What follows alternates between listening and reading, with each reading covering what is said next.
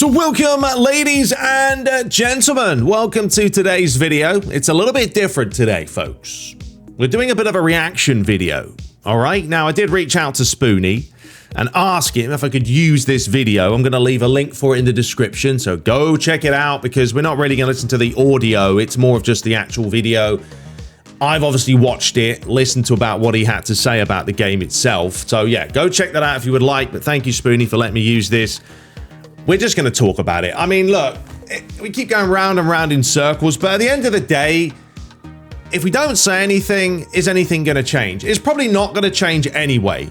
Those are the facts, because Konami don't want to listen anyway half the time. But we can still try. We can try and try and try and distill something in Konami to actually start putting out some decent content, to actually start improving this game as a whole, as opposed to just basically using this as, you know, easy money, which is what this has become. And this is the problem I have, folks, not even with just Konami. With EA is the same. Ultimate Team, ultimately Ultimate Team, kind of messed things up because companies saw a very easy way to make money selling cards, and half the time the cards even that good, and they just went with it. You know, now you've got cards like My Faction in WWE, right? You've got the NBA has cards, you know, eFootball's got cards, FIFA's got cards. I'm sure there's a lot of other games now that have cards. And this is what we have. You know, the issue with eFootball is it's a mobile game. We keep saying this, even if we were to stop playing this game on consoles and PC, Konami are still going to make a bucket load of cash from the mobile users, because that's where they are with this game right now. It's easy money, it's less effort than ever. I really honestly think that at Konami right now, there's about 10 people working on this game. I'm just going to be honest about how I feel about it. I'm going to let this video run. I'm also going to talk about other things as well that Durandil mentioned on Twitter. Because things like this, right? The things that Spoony was showing in this video was this has been in the game forever. Absolutely forever. This little problem here that basically someone hits you in the back, right? And that little, like they stop into that pre-canned animation. Your player's locked out. You can't do anything. They get the ball and away they go again. Now, the reason I'm saying that these are still in the game is because of this. Now, I don't know how true this is. I honestly thought, right, we get back to the video in a minute. I honestly thought that eFootball was already running on the Unreal Engine. Now, Durandil is a very big modder in the, you know, PES world. He's done some wonderful mods. But he was stating, because Antonio here was saying, wait, so all the game is still in the Fox engine. And he mentioned, this was back in April 18th. It's only last month. As I've already said it several times, the gameplay animations of eFootball are not managed by the Unreal Engine 4. Now, we know we're not on Unreal Engine 5, right? They're still on the 4. But by Konami's internal core engine, sorry, let me redo that. The gameplay animations of eFootball are not managed by the Unreal Engine 4 at all, but by Konami's internal core engine, fully created with PES 2014, which was the Fox engine, by the way, and then overhauled with PES 2015. The cutscenes are now being converted to Unreal Engine 4 since launch. If that's the case, what on earth have Konami been doing for the last couple of years? I thought that they transitioned PES to the Unreal Engine and then they went to eFootball, and that honestly now makes sense. He also says it's possible. Someone said, will this improve the animations, etc. for cutscenes, or is this just a format change? After moving to the Unreal Engine, I guess the animations will be a lot easier to manage and add new ones. Is that right? It's possible, he said. Unreal Engine 4 is an evolving engine, unlike Konami's Fox engine cutscenes format. However, nothing seems easy to do for eFootball devs, as we know. So, if that is the case, right, and actually, hang on, let's see here. Thinking that changing the engine version is a solution to solve all the game issues is a big mistake, which is true. If you move over to the new engine of Unreal 5 without resolving all the current engine issues, it will be a new disaster. Konami hasn't done a single engine transition correctly since the PS3 era, and they're still doing it. So, if that's the case, folks, and this game is still technically running engine-wise on the old engine, these problems that you're seeing here, are still there from PES 14, 15, 16, 17. They're not going to fix them, and I'll tell you why. This is my reasoning behind this not going to get fixed. Very much like EA, right? EA runs off of the Frostbite engine, right? EAFC. It's not a good engine for sports games. It's terrible, one of the worst ever. But the problem with it is ever since they introduced it, I think in like what, FIFA 17, something like that, 18, they're adding more animations. And as you guys can tell, EAFC's dribbling is the worst of any football game. It's terrible. It's like a Mickey Mouse mixture of turd. And basically what's happened now is EA aren't fixing that because they can't. I spoke to someone who is, you know, a decent coder, understands programming and engines, and he said, like, the Frostbite engine, if there's a problem, you have to go back to like X, Y, Z, blah, blah, blah, and you've got to fix every single issue within that engine. The Unreal Engine, on the other case, is far easier. You can go in there and fix a code and a bug so much simpler than what you can do. And if that's the same case with the Fox engine, Konami are not going to fix any of these problems. That's why you're still seeing the goalies jumping way too high up to the moon. That's why you're still seeing the same animations, the same problems, the same bugs that we've seen since the beginning of PES 14, 15, 16. So it makes more sense now. And I'm baffled by that because I generally thought this was running off the Unreal Engine. It's not fully, it's just parts. You know, you can tell when the players come out on the pitch, that's the Unreal Engine. The menu, I think itself, is the Unreal Engine, but the core gameplay isn't. There's your problem in a nutshell. So Konami aren't going to fix it until this game does somehow transition over, which will it ever? I don't know. My biggest problem with Konami too, right, is they want to take feedback. And you guys let me know about this. They want to take feedback, right? You give them feedback, you go through surveys, you talk about things, and then they don't do anything. Have you ever seen a post from Konami saying, hey, in this update, we're addressing this. We're going to nerf this because you guys don't like it. We're going to fix this because you guys don't like it. Or maybe this is too OP. We're going to fix this. They don't do any of that. All they ever do with an update, Konami, is, we've sped this up or we've slowed this down. We've done some gameplay adjustments like they always put. It means nothing. It means absolutely nothing to us, Konami. You're not listening. You're showing us you couldn't give a monkeys. Why should we give a monkeys? But it all factors into the problem, folks, of this is a mobile game, and it doesn't matter if I boycott the game. The PS5 version and the PS4 and the PC and the Xbox, those users are probably like 20%. It's probably 80-odd% of people playing this game on mobile. It's pick up and play. You sit on your couch, you play the game. And I know people are going to say it's free to play. I did read, I think, one of the comments from Spoony. There was a comment down here. All right, here it is. This guy here was just mentioning it's a free game, guys, right? A game, not real life, which people always say, yeah, well done. Real life is real life. I mean, in real life, I can't get a Lamborghini, right? But I can certainly do one in a video game. I mean, it's a weird comparison. That's why we play video games, because they're virtual. Look at the other games and tell me which, if any, is better. If you don't like it, don't play it and stop moaning about it. See, it's not a great way to say it though, is it? Yes, it's free to play. I get that whole free to play thing, right?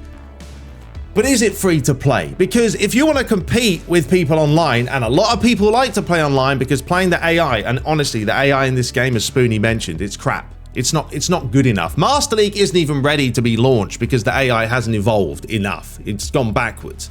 So people want to play online. How are you going to compete with people online unless you're getting the top cards?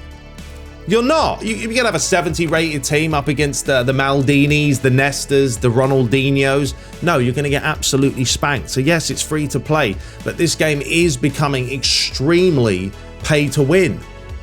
Because Konami know they can put out the same exact card 67 different times, but one little stat difference, or maybe their hair is a little bit out of whack, maybe they've got a mole that popped up. It's a different variation of a card, right? Someone wants to buy it. Someone's going to buy this. Someone's going to buy that. So yeah, the whole free to play for me, I don't like it because yes, it's free to play, and then they think they can get away with it because it is free to play. I'm not having it. I'm not having it. You're still investing time into the game. You are still going to spend Everyone has spent something on this game, whether you spent 99 cents or $100 or $1,000. I guarantee you most people have spent a little bit. You know, maybe you had a good Friday night and you come home and you want to buy a few cards. We've all done it. So yeah, free to play or not, it's not acceptable. Now, regarding streamers, look, I've said this in the past. Streaming for me, it's different. Like when you're invested into streaming, and I'm talking about the bigger streamers like Barry from obviously eFootball Universe. Barry invests a lot of time into this game, and he knows the gameplay isn't the best. I talk to Barry a lot, but he wants to build a community, and I get that. I understand it. I mean, him boycotting the game or the odd person doing it, it's not going to do a whole lot, I would say. Because as I mentioned, mobile is mobile and will always be the winner no matter what happened.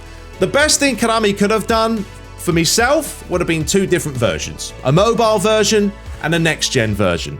There's absolutely no chance that would happen because they can't even get, you know, the basics right. But they chose not to go that direction. I mean, that's what happened with FIFA. FIFA has a mobile platform and it has a regular next-gen version. That's the way it should be done. But it's just going to continue, folks. It really is. Konami don't listen, as I said. They ask for these surveys and they do absolutely nothing. I mean, this was a prime example here as Spoony was playing on Legend, right? And this is the AI on Legend. I mean, what kind of a pass is that?